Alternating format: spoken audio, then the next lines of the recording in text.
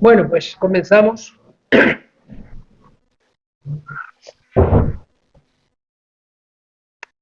Oh Dios, en quien vivimos, nos movemos y existimos, concédenos tu gracia para que nuestro trabajo comience siempre en ti como en su fuente y tienda siempre a ti como a su fin.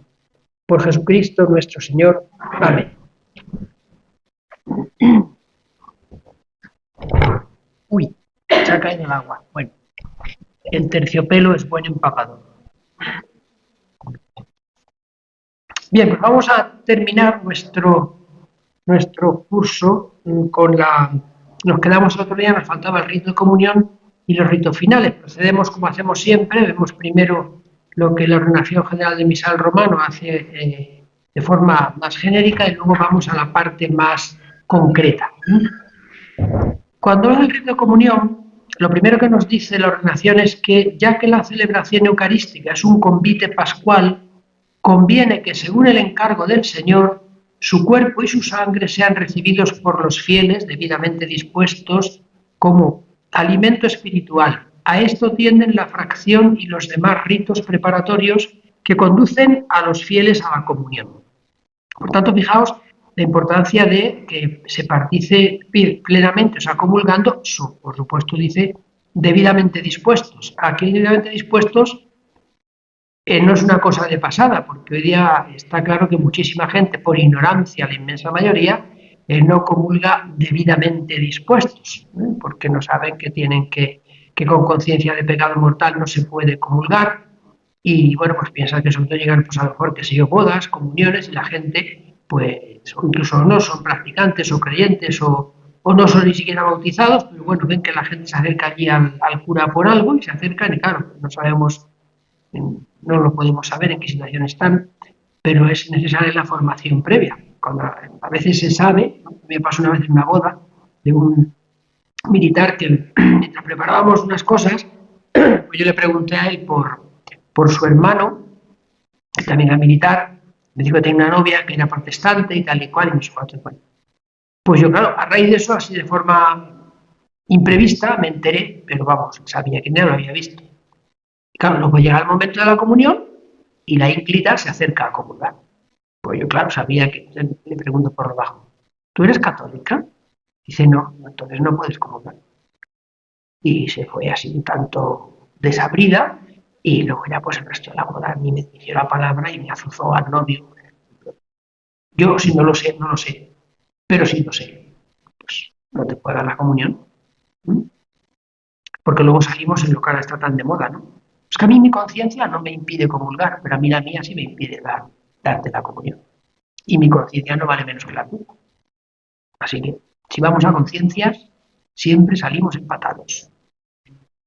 Y luego ya la ordenación va entrando, ha dicho, como veis, una cosa genérica. ¿A qué van orientados los ritos preparatorios de la comunión? Pues van orientados a que se reciba la comunión como lo que es, como un alimento espiritual. Lo primero que encontramos es la oración dominical, la oración del Señor. Se pide el pan de cada día, fijaos lo que dice en el misal. Dice, esa petición del pan de cada día, ese pan de cada día evoca para los cristianos el pan eucarístico y se implora la purificación de los pecados. O sea, rezar el Padre Nuestro antes de la comunión tiene dos finalidades, ¿no?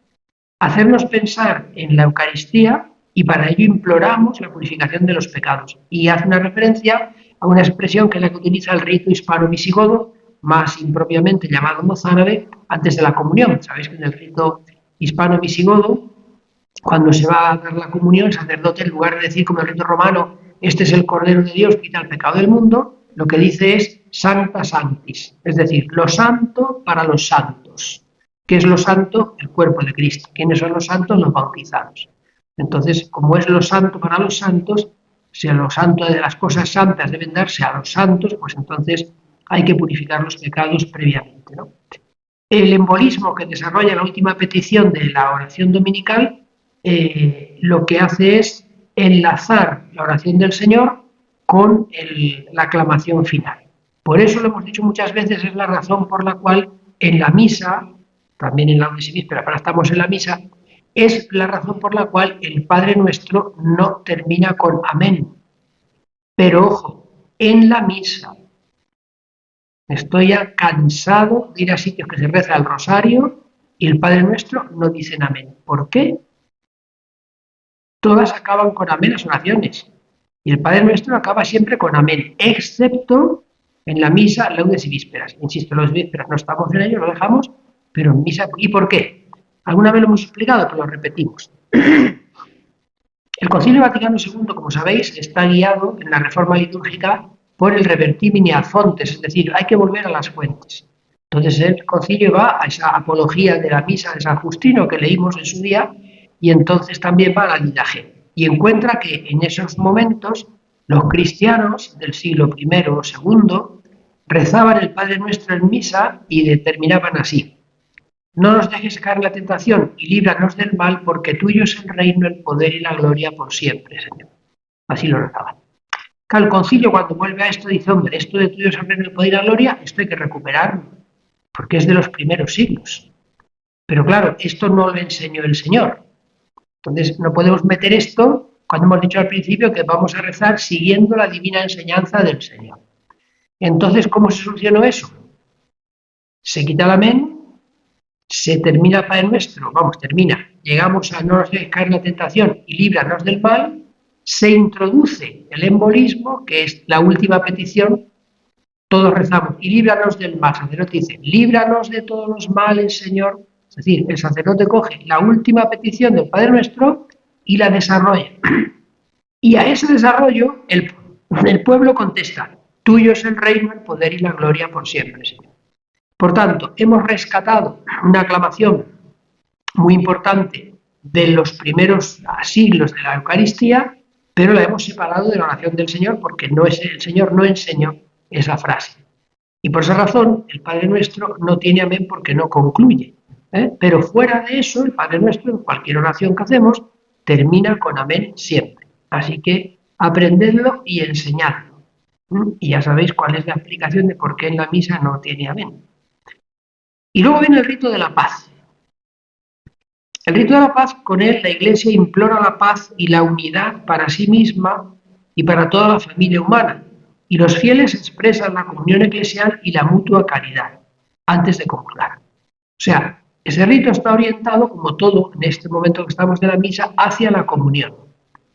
Dice que las conferencias de los obispos establezcan la forma en la que se va a dar el rito de la paz. Fijaos una cosa que la digo de pasada, pero para que quede claro. La Organización General de Misal Romano, con toda intención, nunca habla de conferencias episcopales, sino de conferencias de obispos, que es como San Juan Pablo II quiso que se llamaran. Concretamente la española, ni caso. Yo pensé que cuando cumplió 50 años, digo, por lo menos podían acercarse al Papa y cambiar el nombre. Pues no. Seguimos con Conferencia Episcopal Española. Pero en Francia se llama Conferencia de los Obispos de Francia. No es lo mismo, porque en Conferencia de los Obispos está claro que los importantes son los obispos. En Conferencia Episcopal lo importante es la conferencia, es decir, el organismo. No. Lo importante son los obispos, que son sucesores de los apóstoles y son soberanos en sus diócesis, en comunión con el Papa. Y la conferencia de obispos es cuando los obispos autónomos, sucesores apóstoles y soberanos se reúnen para coordinar cosas. Pero la conferencia episcopal, la que está por encima de los obispos, y sin embargo la conferencia de obispos son los obispos reunidos en conferencia. Acordad una cosa que ya habéis oído, y es que eso de que el orden de los factores no altera el producto es verdad solo en matemáticas. Fuera de matemáticas, el orden de los factores siempre altera el producto. Siempre. Tenéis un ejemplo. Bien, pues el rito de la paz dice que establece las conferencias de los obispos cómo se da y dice, fijaos, conviene que cada uno exprese sobriamente la paz solo a quienes tiene más cerca. Volvemos al rito hispano-visigodo. Conociéndonos a los españoles ya desde el siglo V, establece el rito, el diácono cuando invita a dar la paz, antes lo dice con esta fórmula, tal como estáis, daos la paz. Tal como estáis. No convertir la asamblea de ese momento en un mercado persa. No te cuento las primeras comuniones, que los niños están aquí y van recorriendo la familia por la iglesia. 2 abuelos por allí, 3 primos por allá, pero esta veces los primeros que lo hacen más son algunos celebrantes, porque aquí el que suscribe ha estado en celebraciones donde el obispo, al dar la paz, iba por el pasillo central, dando la paz a ambos lados, y ya al llegar a la mitad de la iglesia, que era grande, empezaba a hacer así al resto de la gente. Ahora veremos luego en la segunda parte qué hace el sacerdote al dar la paz, cómo se comporta. Y luego viene la fracción del pan. Insisto que estamos en la visión más general, luego bajaremos a los detalles. El gesto de la fracción del pan, ¿qué significa? Es una cosa práctica, hay que partir el pan para ser repartido, sí, pero tiene un significado. Significa, dice la ordenación general, que los fieles, siendo muchos, en la comunión de un solo pan de vida, que es Cristo muerto y resucitado para la vida del mundo, se hacen un solo cuerpo. Y recuerda a 1 Corintios, donde San Pablo dice, nosotros, aun siendo muchos, formamos un solo cuerpo. ¿Por qué? Porque comemos del mismo pan y bebemos del mismo cáliz. Por tanto, esa es la significación de la fracción del pan. La fracción debe realizarse con la debida reverencia y es un rito reservado al sacerdote y al diácono. Si hay una comunión, hay muchas formas grandes, se usa el panácimo, un ministro extraordinario de la comunión no puede fraccionar el pan. Solo sacerdotes y diáconos.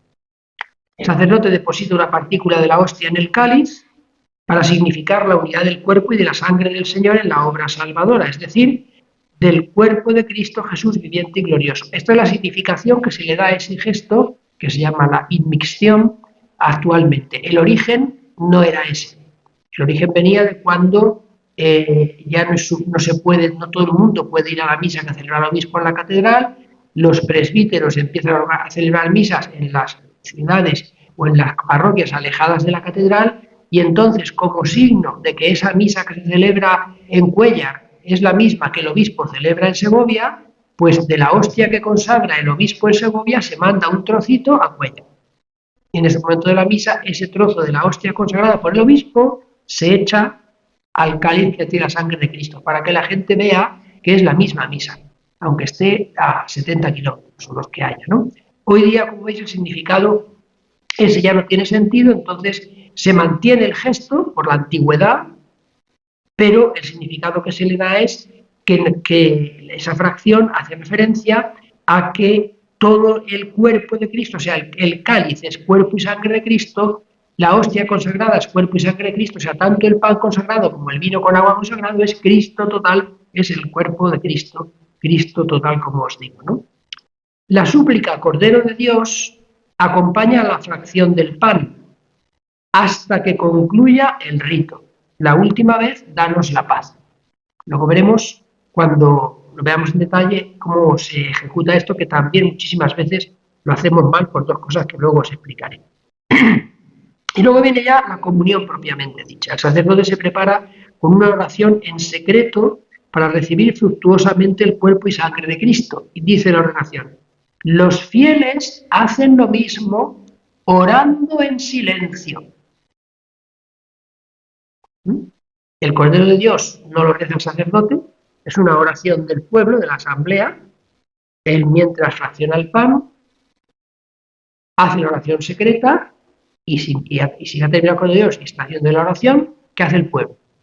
Hacer en secreto, en silencio, la preparación personal para recibir la comunión. Luego el sacerdote muestra a los fieles el pan eucarístico sobre la patena o sobre el cáliz e invita al banquete de Cristo. Y juntamente con los fieles hace, usando las palabras evangélicas prescritas, un acto de humildad. Señor, no soy digno. Ojo, católicas, usando las palabras evangélicas prescritas.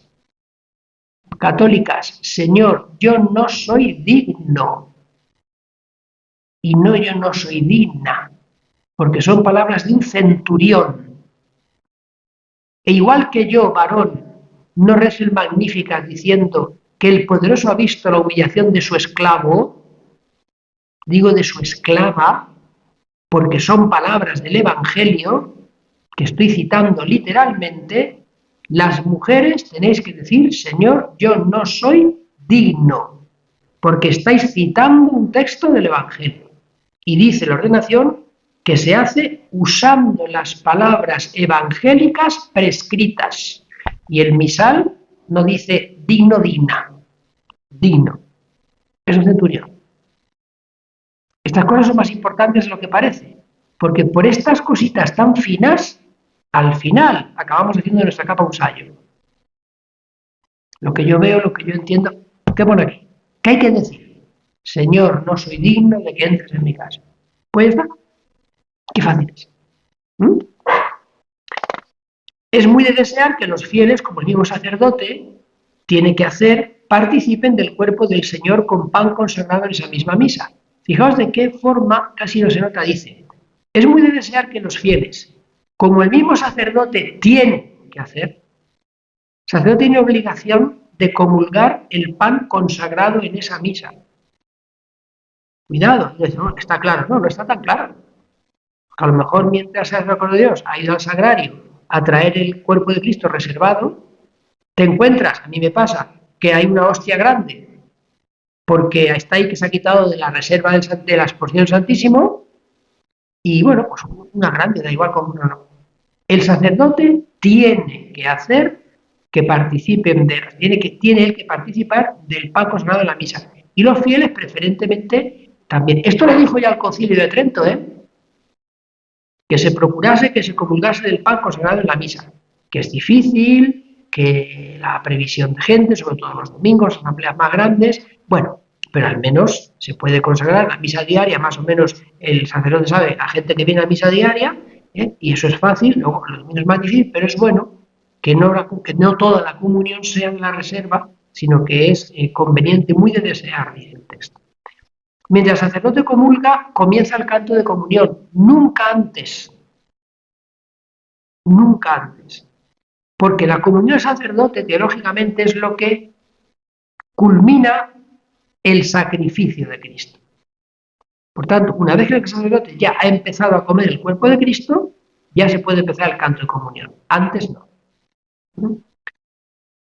Y ese canto de comunión se prolonga mientras administra el sacramento a los fieles. Si no hay canto de comunión, el misal lleva a una antífona de comunión que la puede rezar cualquiera de los fieles, algunos de ellos, incluso un lector, o, en último término, el propio sacerdote, después de que él ha comulgado y antes de dar la comunión a los fieles. La antífona de comunión, a veces lo vemos en misa, no sabemos dónde lo sacan algunos sacerdotes, no se reza cuando ya se ha dado la comunión a los fieles, sino antes de darla, después de que comulga el sacerdote. Antes de darla se reza, si es que no hay canto, o si hay canto, pues ya está el canto, ¿no? Cuando se ha terminado de distribuir la comunión, el sacerdote y los fieles, si se juzga oportuno, oran un espacio de tiempo en secreto. O, si se prefiere, toda la asamblea puede también cantar un salmo o algún otro canto de alabanza o un himno,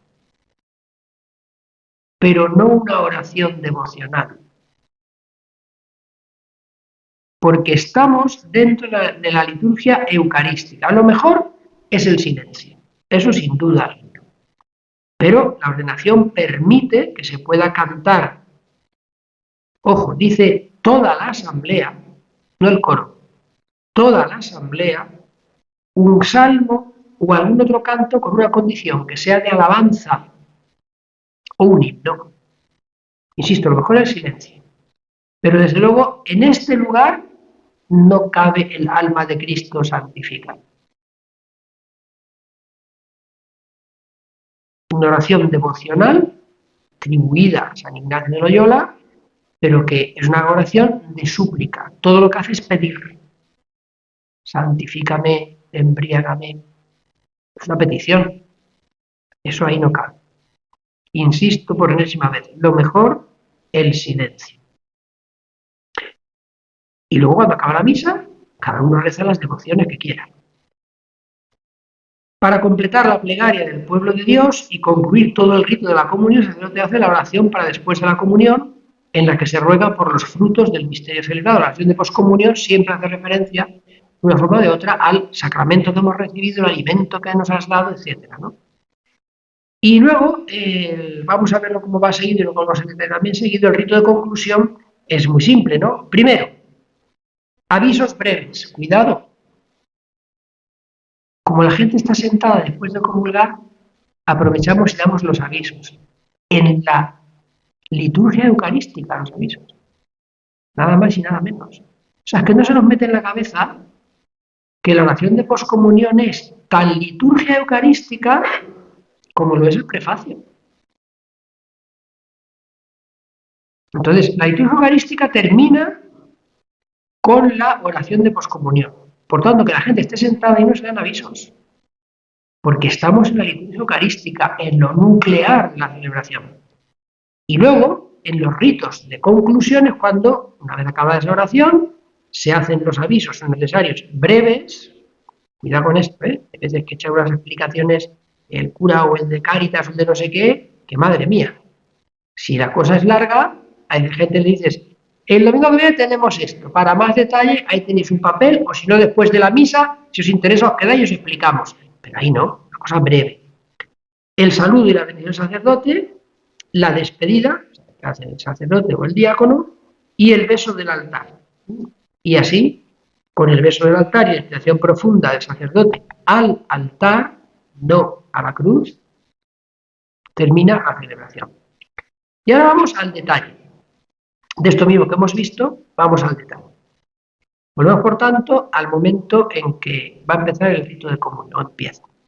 Terminada la plegaria eucarística, el sacerdote con las manos juntas hace la monición preliminar, la oración dominical y luego la recita con las manos extendidas juntamente con el pueblo. Esa monición, por ejemplo, como todas las moniciones, se pueden cambiar. Pues sabéis que para el Padre Nuestro el misal ofrece pues 3 o 4, pero pueden hacerse otras que a lo mejor pueden hacer referencia a la fiesta del día, o siempre cuando se cambian las moniciones tiene que ser que sean breves y que coincidan con el sentido de la monición que tiene el misal. Es decir, una monición al Padre Nuestro siempre tiene que ser una introducción al Padre Nuestro, un invitar a rezar el Padre Nuestro, solo que a lo mejor, pues, si es una celebración del día, conviene ahí también ponerla, pero brevemente, ¿eh?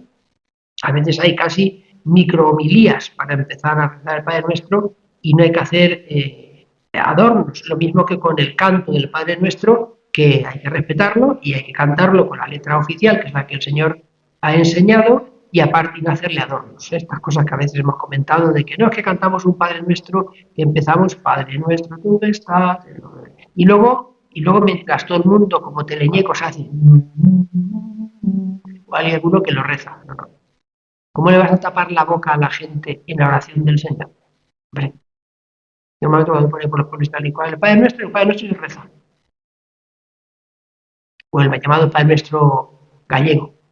Rezamos con la oración que el Señor nos enseñó, dice el cura. Y empieza el coro. En el mar oí tu voz. Y arriba en el cielo los ángeles, los santos mirándose. ¿Qué están cantando? ¿No es la oración del Señor? La oración del Señor no se adorna. Porque en el fondo estamos diciendo, ay, esto es muy antiguo, lo redaban ya. Vamos a adornar esto, vamos a darle vida, nosotros, dar vida. Así que, fidelidad, muy importante eso. Bien, luego lo hemos dicho, lo repetimos, el tuyo es el reino, ya lo hemos explicado. Vamos a hablar de la paz en más detalle. Dice, lo que ya hemos dicho, tampoco lo repetimos, la paz es siempre con vosotros, pues responde con tu espíritu, y luego, ojo, si se juzga oportuno, el sacerdote añade, daos fraternalmente la paz. Si se juzga oportuno. ¿Quién tiene que juzgar oportuno? El celebrante.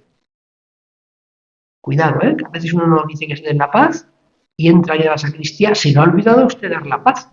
Y a cierta persona a vez le conteste, pues ni que se me hubiera olvidado consagrar. Si el celebrante lo estima oportuno, dice, daos fraternalmente la paz. Y si no lo estima oportuno, pues no lo dice. Porque el misal le da esa oportunidad. Y a él tendrá su criterio para hacerlo o no hacerlo. ¿Tiene sentido decir, daos fraternalmente la paz cuando estás en una iglesia como esta, con 7 personas separadas algunas de otras, 12 bancos? estás provocando lo que me pasa a mí alguna vez que voy a celebrar, que quien está al banco delante se vuelve y dice, ¡la paz! Dijimos antes que con sobriedad a los que están al lado. Si el de al lado está 7 bancos más atrás, no está al lado. Casi hay que darle la paz por teléfono. Entonces, pues no. En Cuaresma, recomendable no darla, ya llegar al Jueves Santo. Entierros, en este momento que hay silencio cara a la comunión, como digas, daos fraternalmente la paz, lo que tienes es un pésame. Y van a la familia y no le dicen la paz contigo, sino, ay, hija mía, ¿no? Ay, ¿no? Hay silencio, no lo rompas. Si el rito de la paz es una cosa opcional, porque además es una cosa relativamente reciente, ¿no? Y fijaos, el sacerdote puede dar la paz a los ministros, pero siempre permaneciendo dentro del presbiterio para no perturbar la celebración. Más claro, agua. Yo me acuerdo cuando se llama tres ceremonias, a lo mejor, en una misa oficial, con autoridades allí, militares y tal y cual. Y me dice, da finalmente la paz. Y me dice lo mismo. ¿Bajo a dar la paz al general? Pues no. Usted se queda aquí. Y voy a saludar y a los saludarlo cuando acabe la misa. ¿Por qué? Porque cuando el sacerdote ha dicho, la paz del Señor esté siempre con vosotros, Él ya ha dado la paz a todos. Está hecho, no hay que repetir nada. Y luego invita a que ellos, que han recibido la paz de Cristo a través de Él, que ha dicho, la paz esté con vosotros, se la compartan entre ellos. Pero ya lo ha hecho. Entonces Él puede darla si quiere, y puede, a los ministros que tienen alrededor, e insisto, dice, permaneciendo siempre dentro del presbiterio, para no perturbar la celebración. Y además añade, si por alguna causa razonable desea dar la paz a algunos pocos fieles, haga lo mismo, o sea, quédese en el presbiterio. Hombre, es que son los familiares difuntos. Pues, ay, quietecito en el altar, quietecito, ya llega el momento de salud. Mientras da la paz, ojo, esto lo hacemos mal todos, puede decirse, los fieles, la paz del Señor esté siempre contigo. A lo que se responde, amén. Porque el que te dice la paz sea contigo no es ministro ordenado. Y como no es ministro ordenado, no se responde con tu espíritu. Y con tu espíritu responde un ministro ordenado. La paz sea contigo, amén. Cuidado, lo dice aquí, pasa que no lo leemos. Y los curas no lo enseñamos. Y luego después el sacerdote toma el pan consagrado, lo parte sobre la patena, deja caer la partícula en el cáliz diciendo en secreto el cuerpo y la sangre, una oración secreta, y mientras tanto dice, mientras tanto, el coro y el pueblo cantan o recitan Cordero de Dios. Ah, entonces el cura no tiene que rezar Cordero de Dios. No. ¿No lo tiene que empezar? No. Lo empieza el pueblo. Porque es una oración del pueblo. Y otra vez estamos en el choque de sacerdocios. No antes. Hay veces que el sacerdote va al sagrario, a por la reserva, mientras la gente se da la paz. Y antes de que haya vuelto al altar, o las monjas o el vecino de enfrente, Cordero de Dios, vamos a ver, Cordero de Dios es una oración que acompaña a la fracción del pan. Espera que empiece la fracción del pan. Y al tiempo que el sacerdote va a partir el pan, alguien del pueblo es el que empieza, Cordero de Dios, y la gente lo sigue. ¿Qué pasa? Que no empieza nadie. Tiene que empezar el sacerdote, Cordero de Dios. Y a veces el sacerdote se calla, los demás no siguen. Pero si es una oración del sacerdocio bautismal de los fieles, entonces lo empiezan ellos, ¿no?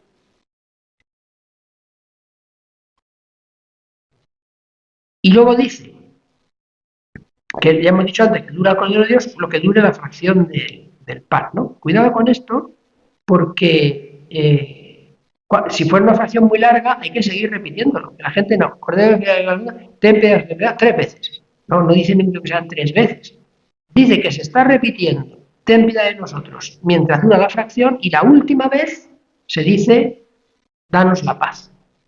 Si, por ejemplo, fuera una hostia grande, que tarda más en partirse, o un panácimo que tarda más en partirse, pues se sigue repitiendo, ten piedad de nosotros, y va a ser que se va a terminar, danos la paz. Luego se hace una oración secreta, como para prepararse para la comunión, y luego toma el pan consagrado y insiste otra vez en esa misma misa, y teniéndolo un poco elevado sobre la patena o sobre el cáliz, dice de cara al pueblo, este es el Cordero de Dios, y contesta al pueblo una sola vez, Señor, no soy digno. Ya hemos explicado antes lo de la fidelidad al texto evangélico. Entonces el sacerdote hace su oración secreta y con reverencia toma el cuerpo de Cristo. Secreta, ¿eh? No está bien que algunos sacerdotes dicen, el cuerpo de Cristo me guarde para la vida eterna, y la gente, amén. Esa oración es secreta al sacerdote, no es de la asamblea. Es sacerdocio ministerial, no bautismal. Toma el cuerpo de Cristo con reverencia y lo propio después con el cáliz y con reverencia asume la sangre de Cristo.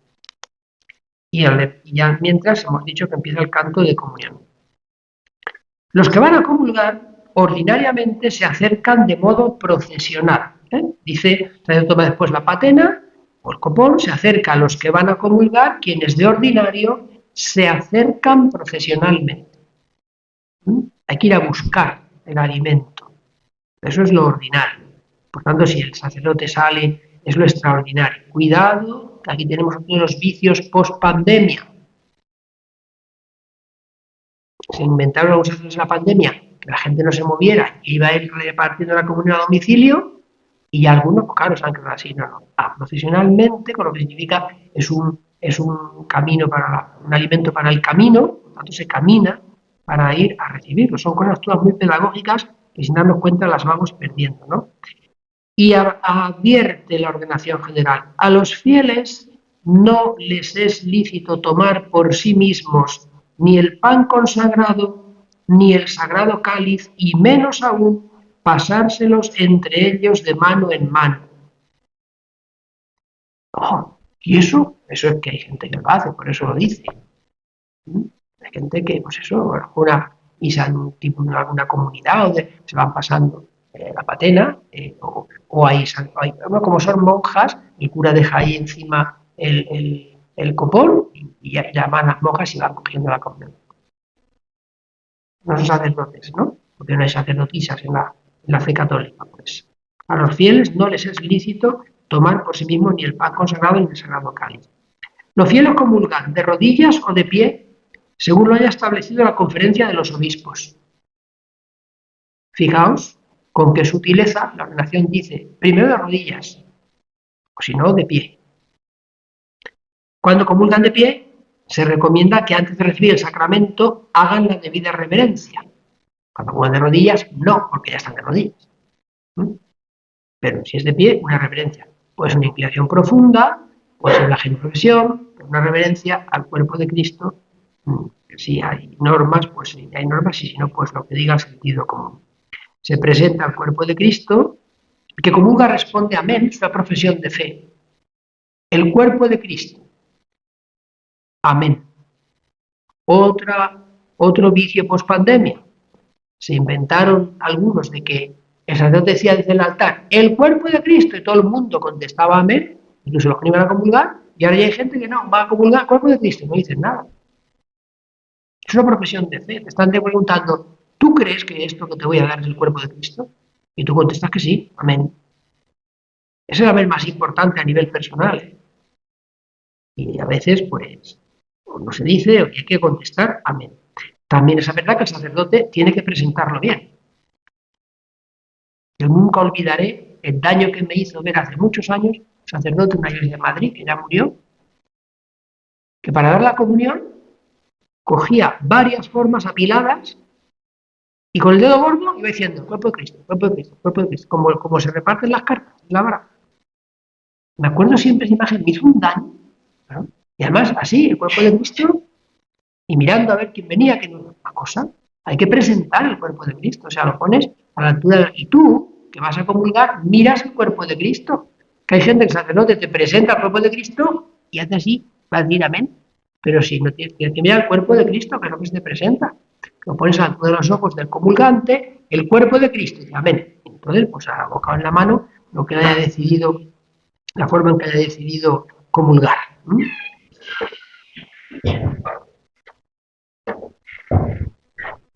El que comulga, responde amén, recibe el sacramento en la boca o en los lugares en que se ha concedido en la mano. En España, sabéis que esto, luego lo aclaré al final, está autorizado en la mano en todas las diócesis. En principio era por diócesis, en España están todas autorizadas. ¿Quién determina eso? El fiel. Dice, comulga en la boca o en la mano según prefiera. En cuanto recibe la Sagrada Hostia, el que comulga la consume íntegramente. Cuidado con las procesiones del Corpus ilícitas, que no solo son los niños, A veces llega la abuela con la garrota y no quiere comulgar la boca, y pone la mano y como la otra mano está con la garrota, cierra la mano y hace la procesión del Corpus hasta el banco, donde puede dejar la garrota y comulgar. No, no, hay que comulgar allí. Es que no puedo comulgar la boca.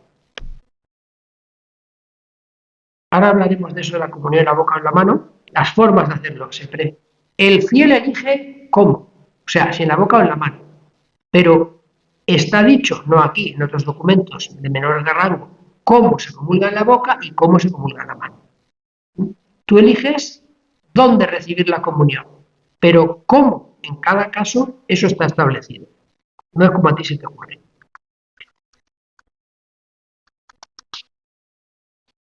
Y luego, de comulgar íntegramente, pues ya se vuelve al lugar correspondiente, ¿no? Si el número de comulgantes es muy elevado, pueden usarse ministros extraordinarios, que será un acólito instituido o fieles que para ello hayan sido designados. También esto lo veremos después, pero ya os subrayo una cosa. Si el número de comulgantes es muy elevado, no dice ni siquiera elevado, dice muy elevado. O sea, cuidado porque a veces te encuentras que hay una asamblea, que hay, ¿qué te voy a decir yo? 50 personas y a mí me ha pasado alguna vez y sé que una religiosa, bueno, hay una parroquia, yo como voy por ahí como el judío errante, no soy de ninguna parroquia, pues entonces, si quiere le ayudo a dar la comunión, claro, uno ve que hay allí 50 personas y dice, no, no hace falta. Hombre, es que esto no es para que ustedes se entretengan ni para que ustedes se luzcan. Si hay 50, los 50 no van a comulgar, seguro. No tiene por qué durar la comunión 45 segundos. Porque el canto de comunión se va a quedar en el preludio. Es decir, si dice la oración que el número de comulgantes es muy elevado.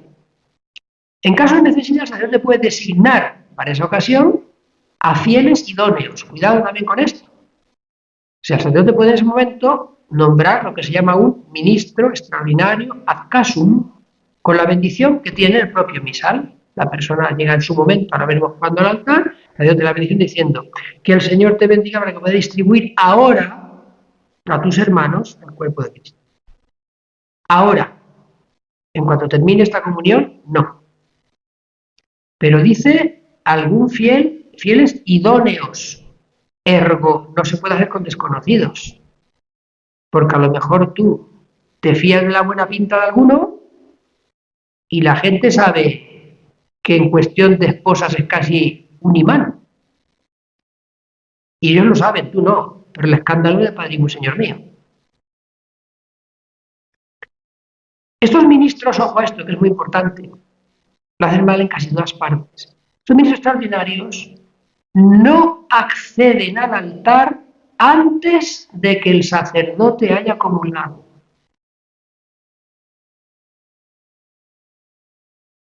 Lo veis justo lo contrario en casi todos los sitios. Antes de que el sacerdote comulgue, ya está yendo al altar el ministro extraordinario. Ítem más. Hay veces que el ministro extraordinario va al sagrario, coge el copón y lo trae. Pues no. Se espera y cuando el sacerdote ha comulgado, entonces sube al altar del presbiterio, ¿no? Y siempre estos ministros han de recibir de manos del sacerdote el vaso que contiene la Santísima Eucaristía para administrar a los fieles. O sea, está abajo. Cuando el sacerdote ha comulgado, sube al presbiterio. El sacerdote le da a esa persona la comunión y cuando ya la está comiendo, entonces le entrega el copón para que dé la comunión. No le da la comunión al sacerdote y con el copón que tiene a mano el sacerdote se va a dar a los fieles y la otra persona coge el otro copón del altar y no.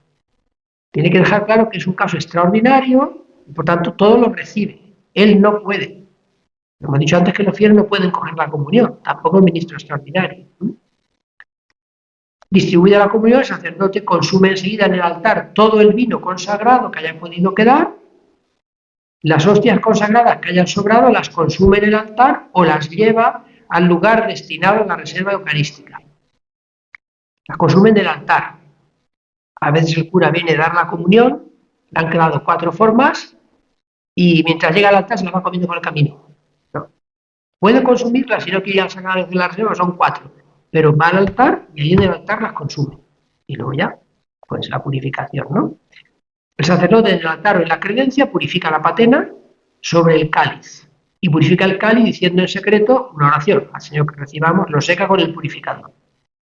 Está permitido dejar los vasos que se han de purificar en el altar o en la credencia para purificarlos después de despedir al pueblo, pero si se dejan para purificar después, se dejan convenientemente cubiertos y sobre un corporal. No dejas el cáliz que tiene todavía restos de la sangre de Cristo y la patena que tiene restos del cuerpo de Cristo y por tanto a Cristo mismo en la credencia como está el lavabo o como está la vinajera.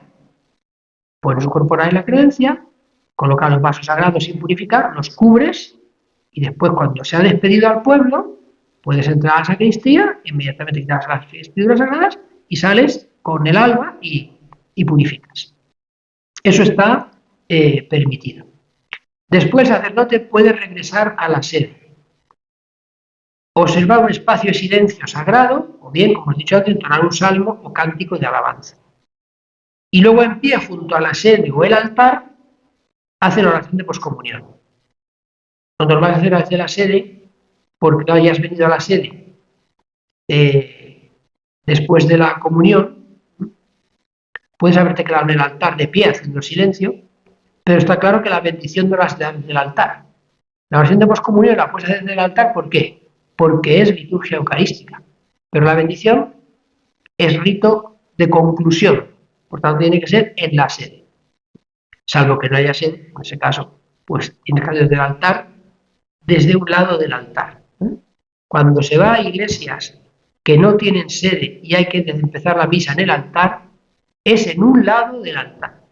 El centro del altar es solo para la liturgia eucarística. Solo. No es lo que veis, ya no sé, pero es lo mandado. Pero en fin, hay cosas que solamente han pasado de reforma litúrgica pues desde el año 70, han pasado solo 50 y pico años. Esto para la iglesia, como os digo ya, es un principio de estornudo. Me acuerdo que un día decía un profesor de liturgia, decía, antes de la reforma litúrgica, uno entraba a una iglesia y veía siempre encima del altar un atril de sobremesa con el misal. Pero después de la reforma, uno entra a la iglesia y ve, y me dio ganas de decirle, un atril de sobremesa con el misal. Cuando lo que tiene que ver es el altar vacío. Porque antes de la reforma, el misal tenía la palabra de Dios. Y por eso estaba en el altar. Pero de la reforma, los leccionarios, que son parte del misal, se editaron aparte. Y por tanto, como las lecturas de la misa no están en el misal es un instrumento, el otro día el padre Manuel nos recordaba en la charla, lo que estuvisteis, es un instrumento, es, hablando y coloquialmente, es una chuleta para que tú leas oraciones que no te puedes saber de memoria. Nadie se sabe de memoria los 40 prefacios que tiene el misal. Entonces, pues pones. Bien, y luego rito de conclusión, los detalles, termina la oración después de la comunión, con brevedad los avisos al pueblo. Después, la bendición del sacerdote colocando la mano izquierda sobre el pecho y elevando la derecha, da la bendición, haciendo la señal de la cruz sobre el pueblo, pero contesta amén, puede haber la bendición solemne en ese caso, y después con las manos juntas podéis ir en paz. Venir al altar con un beso y haciendo, junto con los ministros laicos, una profunda inclinación, se retira con ellos. Si a la misa sigue alguna otra acción litúrgica, se omite el rito de conclusión, es decir, se omite el saludo, la bendición y la despedida. Acción litúrgica, no devocional. Es decir, si a la misa le sigue la procesión del corazón de Jesús, a la gente se la despide. Solo que en lugar de podéis ir en paz, se dice bendigamos al Señor. ¿Por qué? Porque sigue una acción no litúrgica, pero devocional. Ahora, si a la misa le sigue, por ejemplo, la procesión del Santísimo Sacramento, no hay bendición, sino que hecha la oración de poscomunión, se procede a la siguiente acción litúrgica. O imagínate que al acabar la misa se rezan las vísperas. No se reza Dios mío, ven en mi auxilio, no, se continúa. Entonces no se hace bendición y se continúa con las vísperas. Todo eso está indicado en la liturgia de las horas. Bien, hasta ahí lo que dice la oración general misal romana.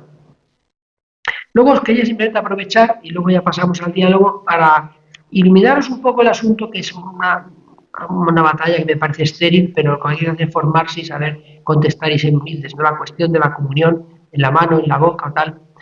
Bien, bueno, antes de eso, leeros un punto de la instrucción Inestimabile Donum del Jueves Santo de 1980, que se da sobre algunas normas acerca del culto del misterio eucarístico. Y ahí quiero leer lo que hace referencia al ministro extraordinario de la comunión. Cuidado, porque el propio texto comete un error. Estamos en el año 1980, dice ministro extraordinario de la Eucaristía. No hay ministro extraordinario de la Eucaristía. Ministro extraordinario de la comunión. La Eucaristía solamente la puede celebrar un obispo o un presbítero, y no puede haber ministros extraordinarios de la Eucaristía, como no hay ministros extraordinarios de la penitencia ni de la unción de los enfermos. Es de la comunión.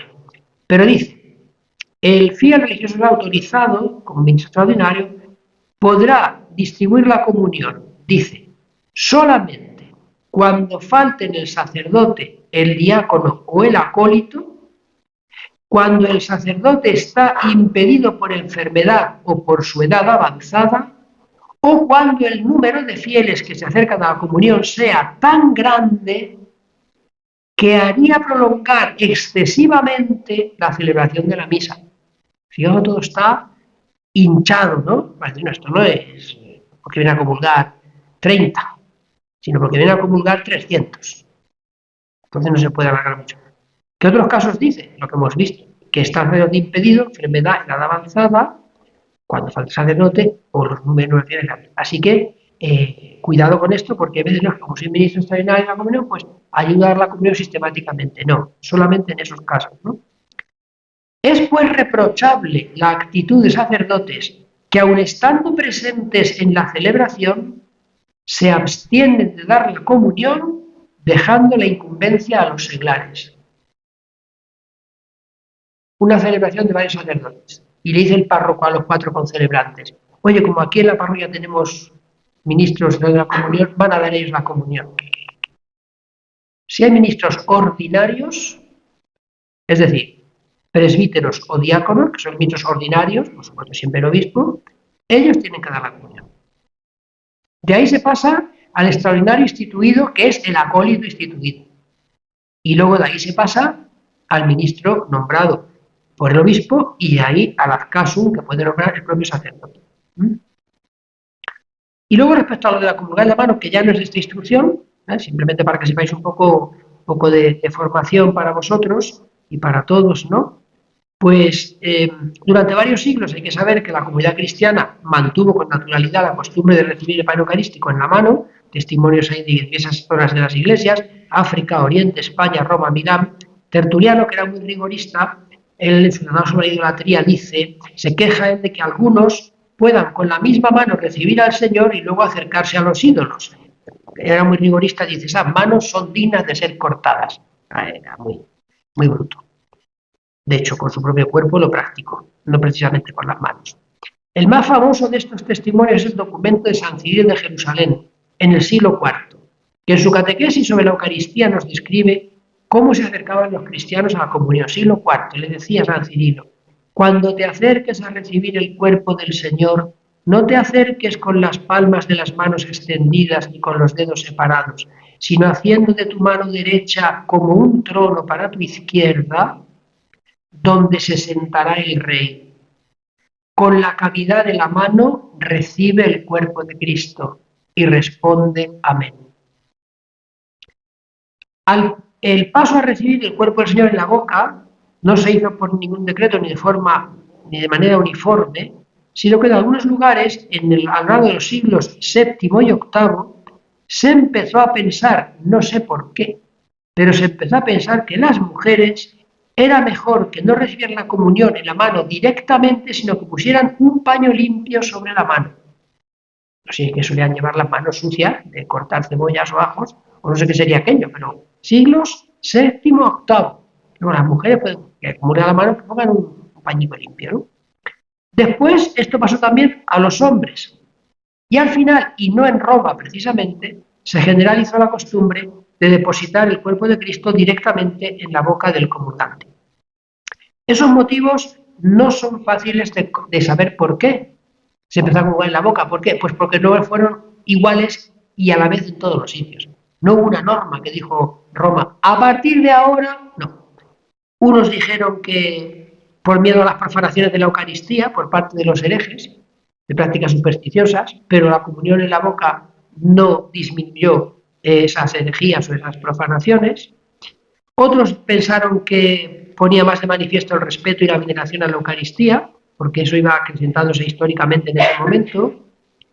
Y para otros parece que fue porque iba aumentando el relieve de los ministros, la importancia de los ministros ordenados en contraste con los propios fieles. Lo cierto es que no sabemos ciertamente por qué se empieza a dar la comunión en la boca. En el siglo IX, que es cuando más decididamente se cambió el rito de la comunión, los fieles no entendían latín, el altar ya se celebraba cara a Dios, el pan pasó a ser panácimo, antes se usaba más, incluso en la Iglesia Católica, pan con levadura, no participaban del cáliz. Entonces, de ahí empezó a pensarse que el cuerpo de Cristo solo lo podía tocar los sacerdotes y ninguna otra mano, las manos sacerdotales solamente. Luego, en el siglo IX, varios concilios regionales ya pusieron como norma que los laicos no podían tocar con sus manos el cuerpo del Señor. Por ejemplo, el concilio de Córdoba, de 1839, de París, 10 años antes, etc. En Roma, la modalidad de la comunión en la mano se comenzó en el siglo X, concretamente en el año 915, que es cuando entró en vigor el Ordo Romanus Decimus. Y luego, pues después de la reforma litúrgica, fue creciendo el deseo de muchos fieles de comulgar en la mano, restaurando la costumbre más antigua. ¿Qué hizo entonces la Santa Sede? A finales de 1968 se preguntó a los obispos de todo el mundo sobre la comunión en la mano. ¿El resultado cuál fue? Que era vista con buenos ojos por algo más de un tercio de obispos de todo el mundo. Como no había unanimidad, entonces lo que se hizo fue una instrucción Memoriale Domini, donde, manteniendo la vigencia de la comunión en la boca, se establecía el camino a seguir, que era que las conferencias de obispos autorizaran, o sea, primero la conferencia de obispos decía, en mi país autorizo a que diócesis por diócesis, cada obispo pueda en su diócesis autorizar la comunión en la mano.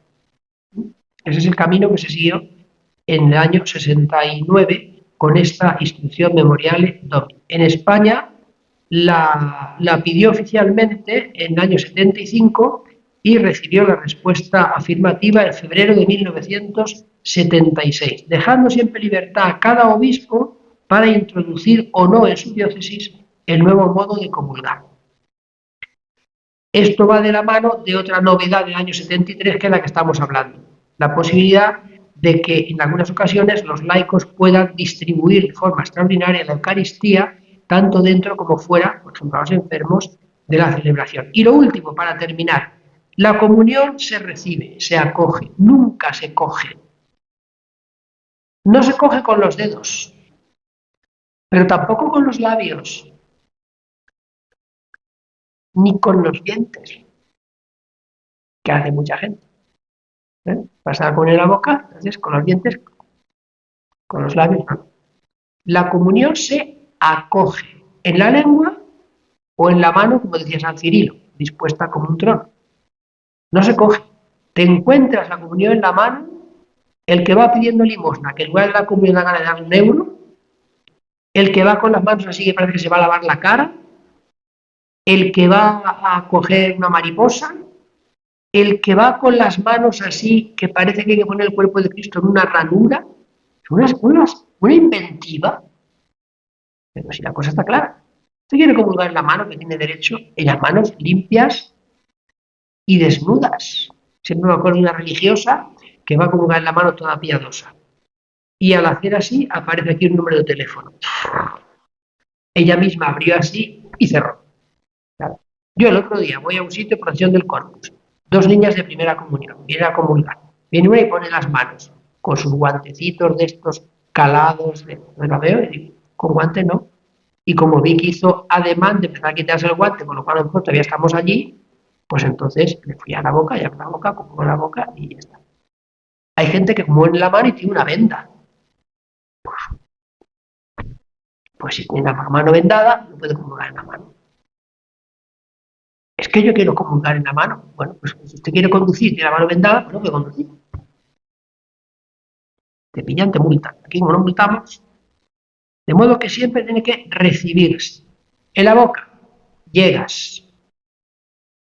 Si llegas, vete con las manos juntas, con los brazos cruzados, para que el ministro sepa que no quieres comulgar en la mano.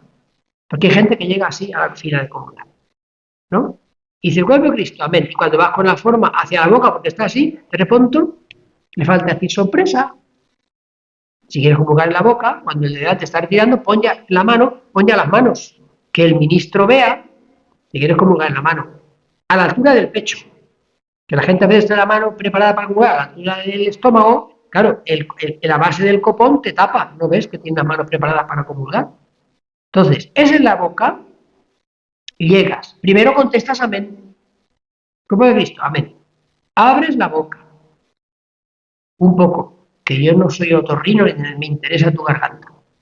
Sacas un poco la lengua, pero la sacas con la boca un poco abierta. Hay gente que la saca rozando los dientes, luego al meter la lengua, el cuerpo de Cristo choca en los dientes y se cae. Entonces, te vas comiéndola naturalmente, masticándola con toda tranquilidad.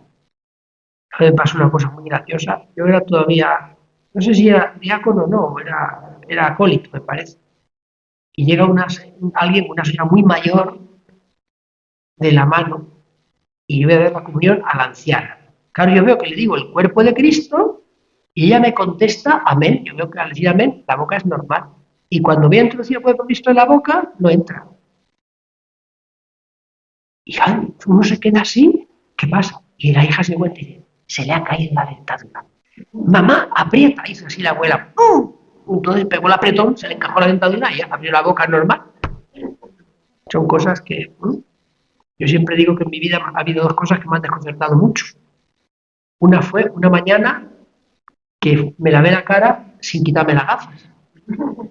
Claro, yo eso que veo que me echo la cara, lavo la cara, no me llega a los ojos y se queda flotando delante de los ojos, un susto tremendo, ya verdad que no me caí en las gafas. Y otra fue otra vez que cuando ya estaba de cura en los pueblos, que me ir corriendo de pueblo a pueblo, pues una de las veces hablando con una católica del pueblo, venga Juan, hay que hacer esto, que me voy ahora al otro pueblo, pero vengo dentro de media hora, tal cual, bueno, venga, hasta luego, me meto al coche y de pronto me digo, ¿dónde está el volante? Y que me senté en el asiento de atrás. Y te quedas así, ¿dónde está el volante? Es que yo como tengo una mente muy romana, cuando hay una cosa así que es de la lógica, me desarmo. Bien, y entonces simplemente insistir en esto de la comunión. ¿Es en la mano? Pues trae las manos puestas, limpias y sin guantes, sin verdad, y las traes que te vean a la altura del pecho. El cuerpo de Cristo, amén, recibes. Dejas que te ponga el cuerpo de Cristo en la mano, no lo coges al vuelo. Y entonces ahí das un pasito al lado, para no estorbar el de atrás, y ahí, al pie del altar, coges con la otra mano el cuerpo de Cristo a la boca y te vas masticando tranquilamente. Por supuesto, siempre hay que mirar, normalmente las formas pequeñas, bueno, hoy día es que ya los sacristanes, los pocos que quedan, ya no son tampoco como los de antes. Antes las formas, decíamos clásicamente, se garbillaban, o sea, se cernían. La gente cogía la bolsa que tenía las formas, la echaban en una lata con agujeros, entonces, ¿para qué? Para quitar las migas. Ahora hay sacristanes que de la bolsa la forma va a la patena. Claro, formas troceadas, migas para dar y vender, que luego hay que echar el agua al cáliz 5 veces, porque eso no se puede beber de una cosa. Lo mejor es que las formas se coloquen bien, ordenadamente. Eso, por desgracia, no ocurre muchas veces. Bien, pues hay que ver que a veces te puede dejar migas, te deja migas, pues coge las migas y te las como, te dan un trozo de la forma grande. Que el sacerdote tiene que, la forma grande la tiene que partir en varios trozos. ¿Por qué dicen varios trozos? Porque debe dar a alguien de la forma suya. Si es una forma normal, pártela por lo menos en 3 trozos y 2 dáselos al pueblo. O sea, no quiere la oración general que el sacerdote comulgue él toda la forma, no está la forma del cura y las pequeñas son, no. De la del cura, para entendernos, es bueno que se entienda bien a pan ajeno. Bien, con esto hemos terminado de repasar toda la afirmación de la misa, que espero que os haya ayudado a poder vivirla y como colofón, pues que no utilicemos esto para cazar a la gente que se equivoca, sino que primero nosotros nos formemos, vayamos al misal, nos enteremos, vayamos a nuestra parte, que es el ordinario de la misa, libro de los fieles, y luego, humildemente, cuando encontremos estas cosas, pues las obras de misericordia que tantas veces hemos citado. Corregir al que yerra y enseñar al que no sabe. Vuestro turno.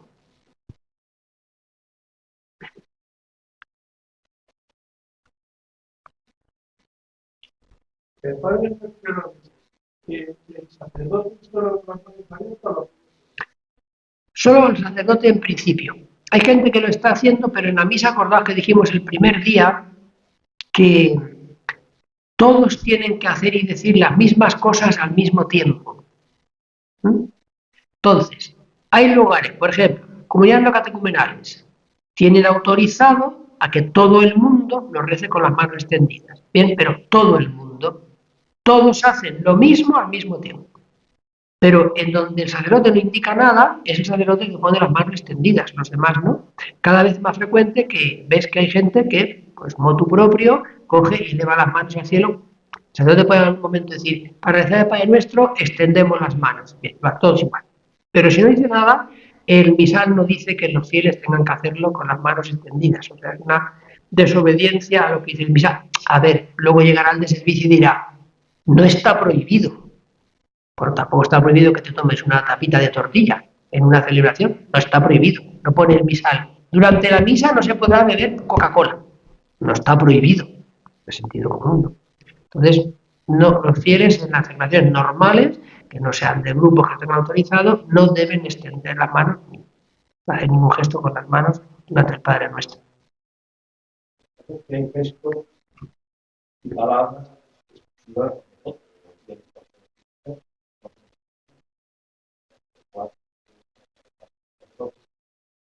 y a cuando usa las manos o más o las ponen así. Para rezar el Padre Nuestro, ¿te refieres?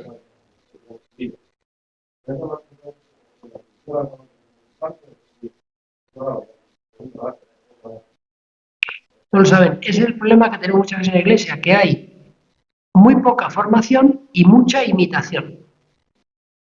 Entonces la gente, como ve que esto lo hace el musulmán, no, bueno, esto tiene que ser auténtico. Bueno, el musulmán es 600 años posterior a nosotros. O sea que muchas de las cosas que tiene, muchas, más de las que parece, son copiadas de los cristianos.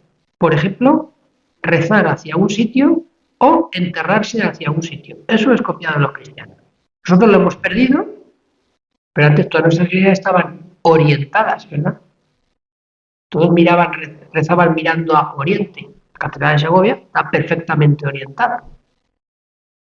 Nuestros muertos se enterraban boca arriba con los pies hacia Oriente. Y eso se cuidaba. Cuando el Señor venga por Oriente en el último día, el muerto con los pies hacia Oriente se levanta de la tumba, boca arriba, y se encuentra cara a cara con Jesucristo. Hoy día las tumbas están como los vivos, desorientadas. Lo hemos perdido nosotros. Rezar con la frente en el suelo. Hoy los musulmanes, llagas tenían Santa Teresa y San Juan de la Cruz de rezar con la frente en el suelo. Postrados. ¿De dónde viene? El Antiguo Testamento. Le dice al profeta, al Señor, humilla tu rostro hasta el polvo. O sea, pon la frente en el suelo para rezar. Nos pasa con eso, como en el arco de herradura, ¿verdad? Vemos arcos de herradura, seguro que hay muchos. Y hay muchos románicos, no como dejan, pero los pocos que hay, bueno, la Torre de San Millán tiene arco de herradura, el Alcázar tiene alguna ventana, pero arco de herradura, mira, arcos, los arcos son de los moros, los arcos son visigodos. Y cuando los moros vienen a España, es cuando los descubren. Les gustan, los copian y los extienden por todo el Islam.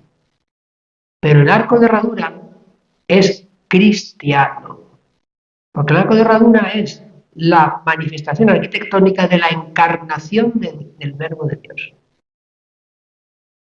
Mientras que el arco de medio punto, invento romano, es la concepción de la divinidad que tienen los romanos. Los romanos, las divinidades están por encima del hombre, aplastan al hombre, limitan al hombre. ¿Qué es el arco de medio punto? Media circunferencia sobre un rectángulo o cuadrado.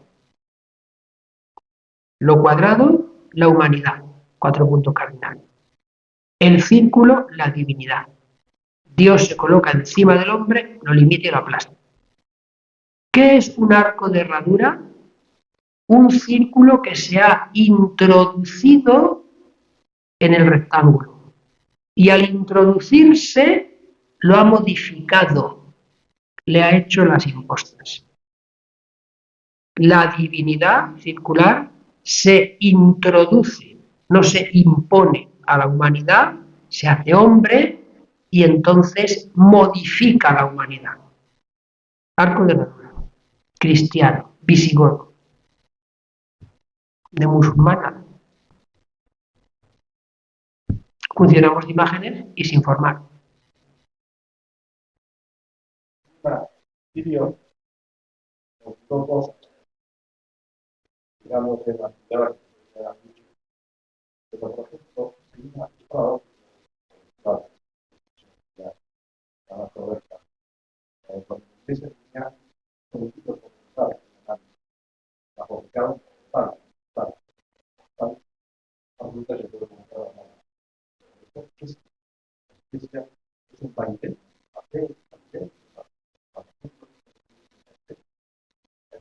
No. por otra parte, van a estar sacralizar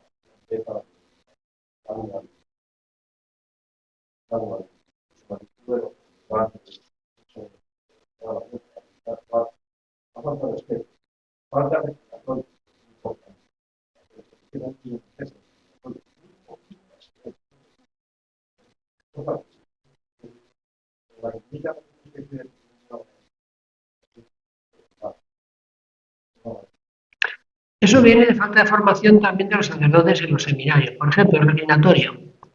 Si los fieles tienen derecho a comulgar de rodillas, pues habrá que facilitárselo, ¿no? Y para eso está el reclinatorio. El comulgatorio, que es lo que había. Porque el comulgatorio no impide que se comulgue de pie. Pero si no está, arrodillarse en el suelo, no todo el mundo lo puede hacer. Pues cuando vamos teniendo más edad, necesitamos apoyarnos en algo para luego ponernos de pie. Entonces, ¿pero de dónde viene eso? En la ordenación general del misal romano anterior a esta, no se permitía comulgar de rodillas dentro de la misa. Fuera sí, pero dentro no. No tenía que ser de pie. Estaba mandado. Entonces se ha corregido al hacer esta edición y no, el fiel tiene el derecho a comulgar de rodillas o de pie. Entonces, a veces no, la iglesia no cambia, la fe no cambia, los hombres de iglesia son los que o se adaptan a los tiempos y de ahí vienen luego muchos errores, a veces se adaptan para bien, pero a veces se adaptan para mal. Y efectivamente lo que sufre muchas veces es la sacralidad. La sacralidad. Entonces, el sentido de lo sagrado que lo vamos perdiendo en todos los ámbitos, entre las cosas se pierde porque no se cuida, porque no se cultiva. El sentido del misterio. Es decir, a la gente hay que ayudarle a vivir el misterio, lo he hecho muchas veces, ¿no? Cuando se fue el Santísimo Sacramento. Qué difícil es estar en silencio delante del Santísimo Sacramento. La gente tiene que estar haciendo cosas. No es capaz de estar en silencio, mirando la presencia de Cristo, tal cual está en el cielo, aunque yo vea un trozo de pan. Pues resulta imposible. Pero todo eso es porque no lo hemos educado, ahora, por ejemplo, en la catequesis, desde los niños pequeños. Me acuerdo, creo que alguna vez lo he referido, una vez en una parroquia, pues los niños, yo les decía a las catequistas de comunión, de cuando en cuando, todos los domingos por la tarde en la iglesia teníamos vísperas con, o sea, la exposición del Santísimo, estaba medio hora expuesto en silencio y después con el Santísimo expuesto rezaban vísperas. Dicho sea de paso, porque la iglesia quiere que los domingos por la tarde sean más tiempo de eso, de culto a la Eucaristía fuera de la misa, que de celebración de la misa. ¿Tiene sentido celebrar la misa del domingo, un domingo a las 9 de la noche? Pues hombre, si es el día del Señor y el centro es la misa, poco día le queda ya al del Señor a las 9 de la noche, ¿eh? Quedan 3 horas. Bien, por la tarde, eso, y le decía yo a la catequista, oye, a los chavales, a los niños, los podéis traer alguna vez a la oración del Santísimo por la tarde, a lo mejor no están todo el rato, por supuesto no se quedan a la víspera seguramente, pero hombre, que si están 10 minutos, pero que vayan esto, y me dice una catequista, pero pater, es que son los niños, no lo entienden. Y precisamente ella, yo la veía todos los domingos allí y le digo, ¿y tú por qué vienes todos los domingos a la oración eucarística así que hay ganchuzos de punta? Y dice, porque a mí de pequeña me llevaba mi madre a la iglesia. Digo, no es porque has hecho un máster sobre la Eucaristía en la Pontificia de Salamanca. No es porque has hecho un curso en Roma sobre la presencia real de... No, es porque tu madre te llevaba. Pues haz tú eso con tus catequizarnos. ¿Por qué? Porque no entendemos que el niño es más capaz de captar el misterio que nosotros. Porque pone menos trabas racionales. Decía Santo Tomás de Aquino que la edad del cuerpo no es la edad del alma. Pasa como con la confirmación. No es que un niño no se puede confirmar porque es más inmaduro que un adolescente, más inmaduro intelectualmente, pero afectivamente no. El niño te quiere y te quiere. El adolescente te quiere y mañana te mata. Entonces, ¿qué estamos mirando? Estamos identificando las edades. Entonces, contestando lo tuyo, muchas veces a los hombres de iglesia, a veces por falta de formación, a veces por desconocimiento, ¿no? Y a veces también porque hacemos lecturas parciales. Esto que os leía yo ahora de lo de la comunión y la boca en la mano. Pues hay gente que se queda luego con lecturas parciales. Es que en tal época estuvo prohibido y por qué estuvo prohibido y por qué se hizo y de qué manera. Eso ya no se mira. Para que coges la norma y dices, estuvo prohibido tal. Lo que pasa con la forma de celebrar la misa, ¿no? Es que tal, es que cual, es que no sé qué papa dijo que eso no se podía tocar. Tienes que mirar el contexto, tienes que mirar por qué lo dice, cómo lo dice, qué valor tiene eso en el momento actual. Porque, claro, una disposición disciplinar de un papa no es un dogma de la Iglesia. Las cosas hay que distinguirlas. Pero a veces quien tiene capacidad por formación de distinguirlas, a veces no quiere.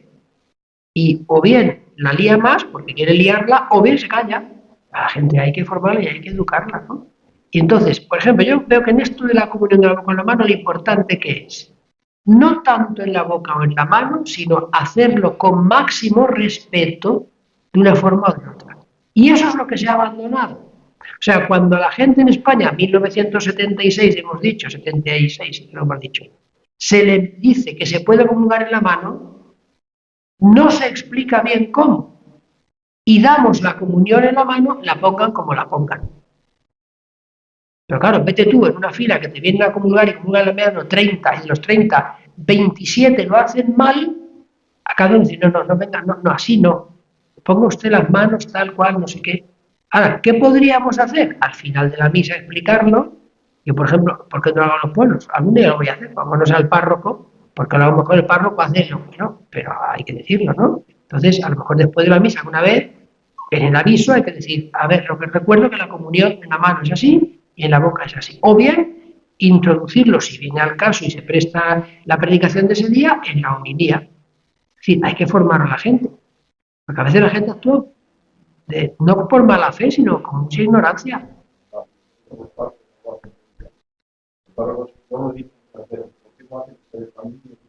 Mm.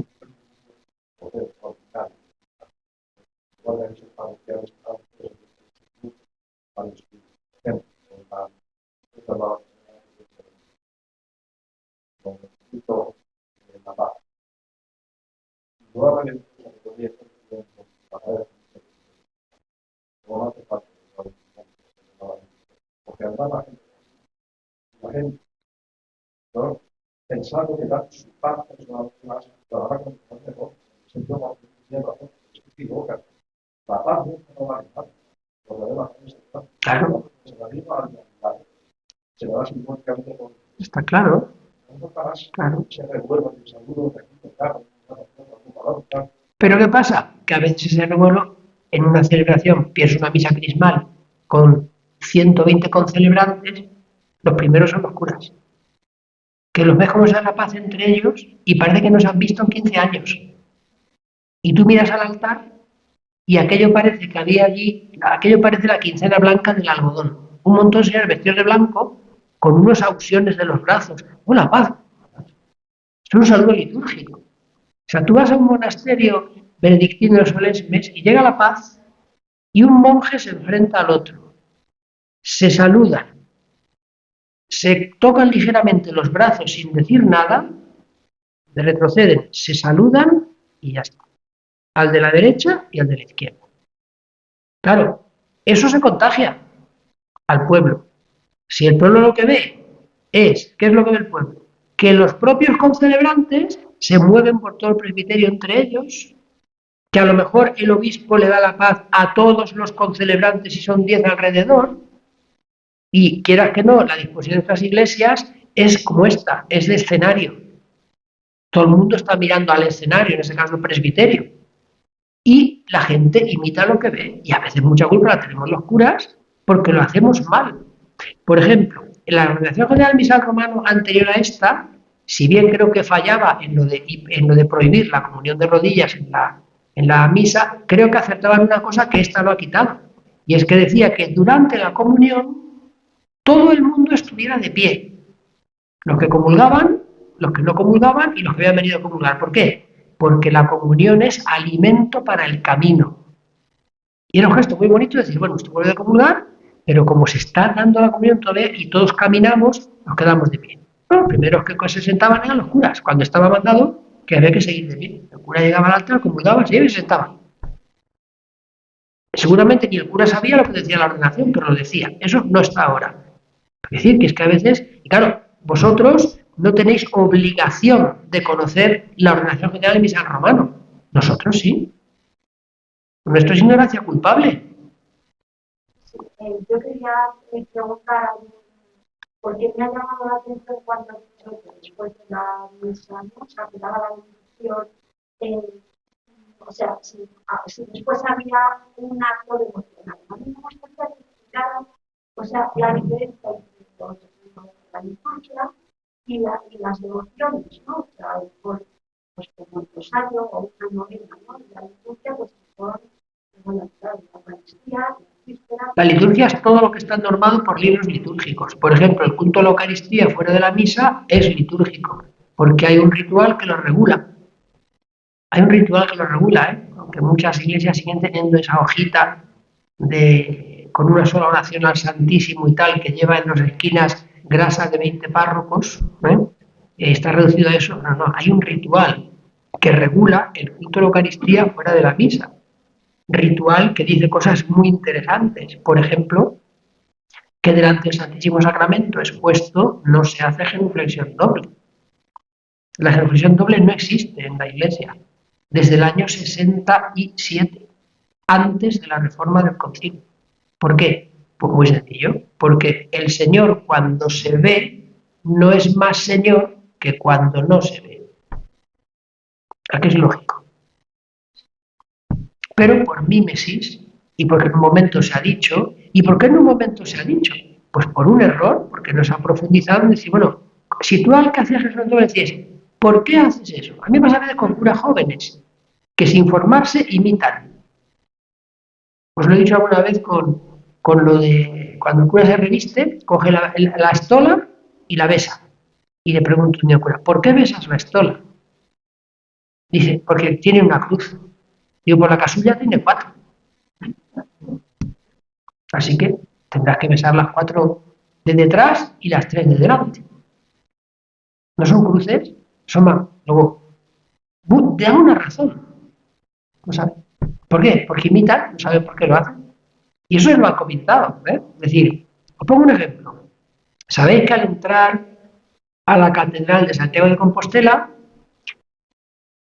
la gente va allí, mete la mano en aquella columna parte luz que está llena ya, se mete los dedos de los agujeros que tiene y la gente se da en la cabeza con uno que hay abajo, lo que llaman los gallegos los croques, ¿no? Se dan así, tocan la cabeza con una figura que hay allí sentada, porque dicen que ese maestro Mateo hizo aquello y quieren así que la inteligencia se... ¿Sabéis quién es la cabeza esa que está ahí mirando a la puerta, de espaldas al altar debajo de Jesucristo? Es el demonio. Es el demonio. Está de espaldas al altar. No mira al altar, mira a la calle. Y está debajo de Jesucristo. Ala, ala. Dale, así ves si te pega algo. Pero yo os digo una cosa. Si nos pusiéramos de acuerdo en un año santo 300 personas y dijéramos, al bajar a la cripta del apóstol, todos vamos a coger el dedo gordo y en el dintel de la puerta de bajar vamos a hacer así. 500 seguidos. Después de 500 años, habría una cruz ahí de 3 centímetros de profundidad y todo el mundo haría eso. Y os pongo otro ejemplo para terminar, si queréis, un año santo. En Santiago. Unas colas en la puerta santa. Pero no una cola de estar 3 o 4 o 5 horas. Está por ahí por el obrador y le pregunta a una señora, oiga, mire usted, ¿qué tengo que hacer para ganar el jubileo? Y pues tiene usted que entrar a la iglesia, en donde está el apóstol, si puede bajar la crista baja, si no, no, tiene que entrar a la iglesia, tiene que rezar por el Señor del Papa, comulgar tal cual.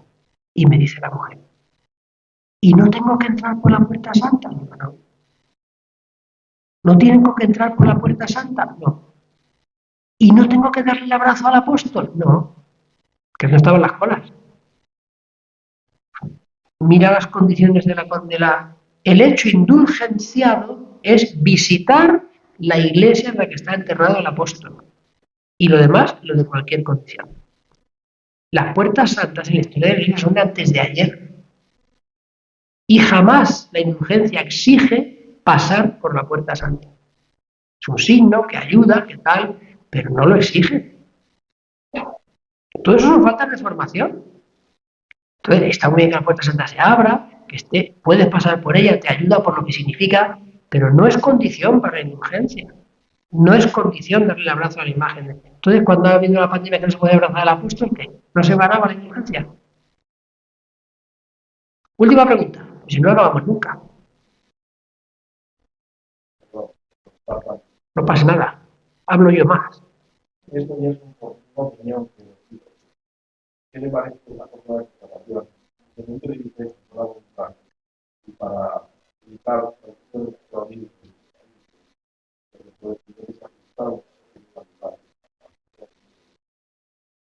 pero claro, en el tema, por todo, la voluntad es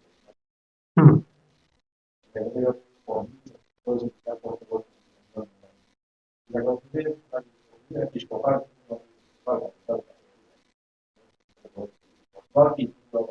español, por todo,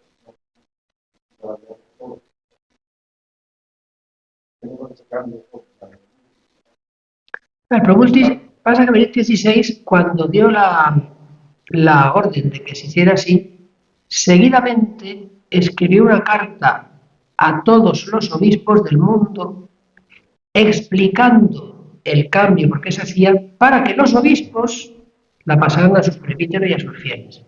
Cosa que huelga decir que la inmensa mayoría de los obispos no hicieron. ¿Por qué? Porque pasa con eso, como pasaba en un prefacio, que ahora se ha traducido bien, y al principio se tradujo mal, el noveno del tiempo ordinario, en el que decía que nosotros aguardamos el día en que la humanidad entera entrará en tu descanso. Y luego aquí se puso, en el que la humanidad entrará en tu descanso. ¿Por qué? Porque habrá gente que no quiera entrar en la salvación. Y no la tenemos que meter a la fuerza. Entonces Jesucristo ha muerto por todos aquellos, le ha dado la vida por todos. ¿A quién le va a servir eso? A todos los que acepten la salvación. Y en esa explicación de Benedicto XVI decía él, ¿qué es lo que separa el muchos y el todos? Nuestro anuncio y nuestro testimonio. Es decir, Jesucristo da la vida por muchos, en esos estamos los que celebramos la fe, y somos nosotros, con nuestro ejemplo, los que, y con nuestro testimonio y nuestra evangelización, los que tenemos que trabajar para que esa salvación que tenemos llegue a todos los hombres. Porque si no, la obra ya está hecha. Ya estamos todos salvados.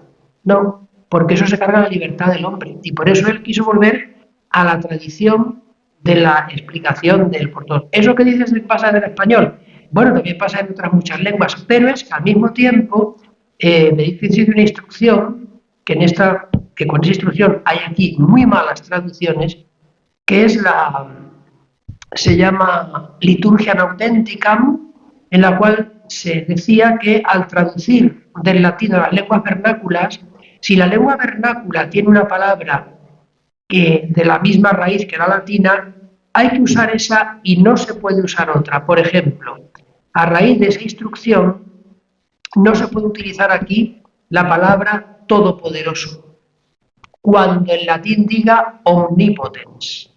¿Por qué? Porque en español existe la palabra omnipotente. Y por tanto, según Liturgia Nautenticam, si pone omnipotens, hay que traducir omnipotente y no todopoderoso. ¿La gente entiende mejor todopoderoso? Hay que explicárselo. Ahora bien, eso se ha aplicado aquí donde se ha querido con la traducción de algunas oraciones que uno las reza y dice interiormente que le estoy pidiendo al Señor. No lo entiendo ni yo. Y sin embargo luego se llega al credo y el consustancial en patris se ha traducido por de la misma naturaleza del Padre. ¿Existe en español la palabra consustancial? Sí. ¿Por qué no se ha puesto en español como si se ha puesto en francés? Porque el erudito de turno y el que lo ha revisado ha dicho, la gente no entiende lo de consustancial. Ah, y cuando dices de la misma naturaleza, el término naturaleza, ¿en qué piensas qué piensa la gente? ¿En el ens filosófico? ¿Naturaleza? No. Piensa en los pajaritos, en los ecologistas, en el mar y en la montaña. Jesucristo no es la misma naturaleza que el Padre. Es de la misma sustancia que el Padre. Jesucristo no es un Dios igual que el Padre, pero otro Dios. Es el mismo Dios. Como en el año 88, cuando se cambió el credo, la gente que sigue diciendo en el credo niceno que ya ni se reza siquiera, que es el que hay que rezar en la misa, como también lo he dicho. ¿Y qué dice la gente? Jesucristo es de la misma naturaleza que dice la gente que el Padre. ¿Y por qué dice que el Padre? Que se decía ahí, cuando decíamos creemos en un solo Dios. Cuando se puso creo, se puso de la naturaleza del Padre, no que el Padre. ¿Qué diferencia hay? De la naturaleza que el Padre es que Jesucristo es Dios, pero puede ser otro Dios. Si es la misma naturaleza del Padre, es que es el mismo Dios, que es lo que dice nuestra fe. ¿Cuál es el problema? Que aparte que no se explica, al hablar la lengua española, las consonantes palatales que son más fáciles que las dentales. Y es más fácil decir que el Padre que decir del Padre. Y la gente sigue diciendo algo que se corrigió, pero la gente no lo ha corregido. Y seguimos diciendo que es verdad que el Padre dice la gente, cuando eso estrictamente no es así. ¿Por qué? Porque entonces son dos dioses, sí. ¿Son Dios los dos? Sí. ¿El mismo Dios? No, si es que no. Si es del, sí, porque es una sola sustancia. Y tan importante es eso que en el rito hispano-visigodo, cuando se rezaba el credo, en latín primero y luego ya traducido al español modernamente, cuando se decía que era igual que el Padre, como el término latino de consubstancial no era, no, pensaban los padres aquellos que no era suficientemente preciso, se mantenía el término griego. Y el rezar el credo en latín se decía que Jesucristo es homoousion, que es el término griego, con el Padre. Entonces aclaraban, es decir, de la misma sustancia. Pero decían, es que se queda corto de sustancia. Sin embargo, homoousion, la palabra griega, lo explica mejor. Pues metamos la palabra griega y expliquémoslo. O decimos, ¡qué barbaridad! Oiga, aleluya es una palabra hebrea. Y la usamos y explicamos a la gente lo que significa, ¿no? Hosanna es una palabra hebrea. Amén es una palabra hebrea. Las usamos, explicamos el sentido. Bueno, pues gracias por vuestra paciencia y hasta que Dios quiere, como Dios quiera. Charo tiene que decir algo de Toledo. Bueno, parece ser que estamos pensando en un día 2 de septiembre para ir a Sábado. sábado, sí. El padre pues, nos presentará lo completar, pues imagino que vamos a ver el año pasado, ¿no? Y entonces, pues, queda ir, pues bueno, yo hemos hecho en WhatsApp, un grupo para la televisión.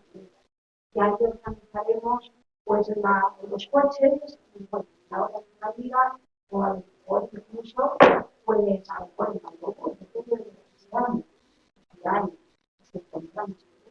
Sería un problema, ¿no? Llegar hasta las 10, como decimos. Sí, porque cuando abre la catedral. A ver si podemos llegar antes, podemos ver por la mañana más cosas que parte de la ciudad, porque las calles no las cierran. Entonces es posible, si llegamos temprano, pues estamos ya a las 9, de 9 a 10 podemos ver parte de la ciudad, alguna parte muy bonita, ¿no? Cobertizo, está luego la catedral explicada se lleva, no llega a 2 horas, pero casi. Y luego ver Santa María la Blanca, ver el entierro del Señor de Orgaz, fundamentalmente esas cosas, ¿no? Y luego pues, en los tránsitos por los que nos dé tiempo de alguna parte de la ciudad. La ciudad siempre se queda más libre porque, bueno, está siempre, claro, hay partes muy interesantes de lo que es la propia ciudad, vista también desde un punto de vista casi todo de la fe, porque esas ciudades se construían como se construían, muchas de ellas, desde el punto de vista de la fe, ¿no? O sea, tú cuando vas hacia la Catedral de Santiago, las callejas que van llegando se te van abriendo. Y cuando te retiras a la catedral, la calle, el trazado urbanístico se va cerrando. Y eso no son casualidades, que la gente era teocéntrica y se construían pensando en eso. Y vas con la alegría de ver que una calle que parece que está cerrada se va abriendo, llegas a la catedral y te retiras a la catedral con la angustia de decir que de aquí no salgo. Esto es una ratonera. Es que hoy día esto no lo pensamos, pero para ellos era normal.